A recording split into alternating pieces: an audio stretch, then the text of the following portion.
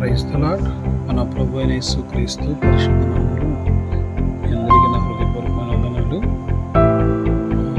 August 15 నా స్వాతంత్ర దినోత్సవాన్ని పురస్కరించుకొని ఈ భారతదేశానికి స్వాతంత్రం రావడానికి బైబిల్ పాత్ర ఏమైనా ఉన్నదా అనే అద్భుతమైనటువంటి కార్యక్రమాన్ని ఆగస్టు 15 9 గంటలకి మన షాలేం రాజ్ ఏపీసీలో లైవ్ ప్రోగ్రామ్ వస్తుంది. కాబట్టి దయచేసి మీరు వీక్షిస్తారని, షేర్ చేస్తారని నేను అనుకుంటూ ఉన్నాను, ప్రార్థిస్తూ ఉన్నాను.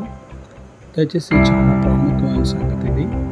ఈ భారతదేశం ఆశీర్వాదకరంగా ఉండాలని ప్రార్థన చేస్తున్నటువంటి ప్రతి క్రైస్తవులకి నా హృదయపూర్వకమైన వందనాలు. ఎందుకు ఇది మన దేశం, ఇక్కడ మనం పుట్టాం, ఇక్కడే మనం పెరుగుతాము, ఇక్కడే మనం చనిపోతాము.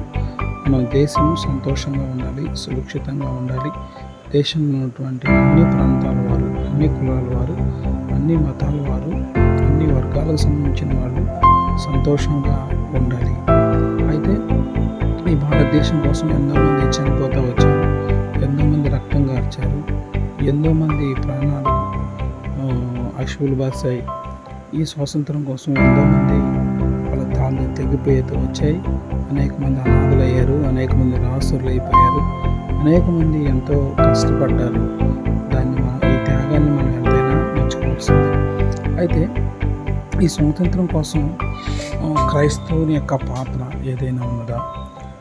ప్రాముఖ్యంగా నేనైతే బైబిల్ పాత్ర ఏదైనా ఉందా, ఈ స్వాతంత్రం కోసం బైబిల్ ఏదైనా చేసిందా అనేటువంటి కోణంలో కొన్ని విషయాలు మీతో దేవుడి సహాయాన్ని బట్టి మీతో డిస్కస్ చేయడానికి లేదా యూట్యూబ్ ఛానల్లో వివరించడానికి నేను ప్రయత్నం చేస్తాను. అదేవిధంగా క్రైస్తవుల యొక్క పాత్ర ఏమైనా ఉందా, ఈ భారతదేశ స్వాతంత్ర ఉద్యమంలో ఏదైనా పాత్ర ఉందా, క్రైస్తత్వం భారతదేశ స్వాతంత్రంలో ఎలాంటి ప్రాముఖ్యమైనటువంటి పాత్రను పోషించింది అనేటువంటి అద్భుతమైన కోణాలని మీ మధ్యలోకి తీసుకురావాలని నేను ఆశపడతా ఉన్నాను. కాబట్టి మీరందరూ నాకు ప్రార్థన చేయండి, ఈ యొక్క ప్రోగ్రాంలో పాల్గొనండి. అదేవిధంగా దీన్ని షేర్ చేసిన తర్వాత మీరు ఇతరులకు కూడా పంపించండి. అనేక మందికి దీవెనకరంగా, ఆశీర్వాదకరంగా ఈ యొక్క ప్రోగ్రాం ఉన్నట్లుగా ఈ అనుదిన ప్రార్థనలో ప్రార్థించాలని తెలియపరుస్తున్నాను.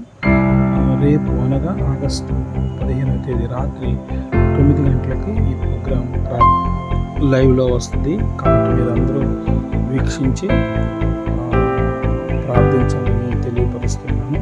ఇట్లు మీ సహోదరుడు షాలేం రాజ్ ఏపీసీ. ఆమేన్.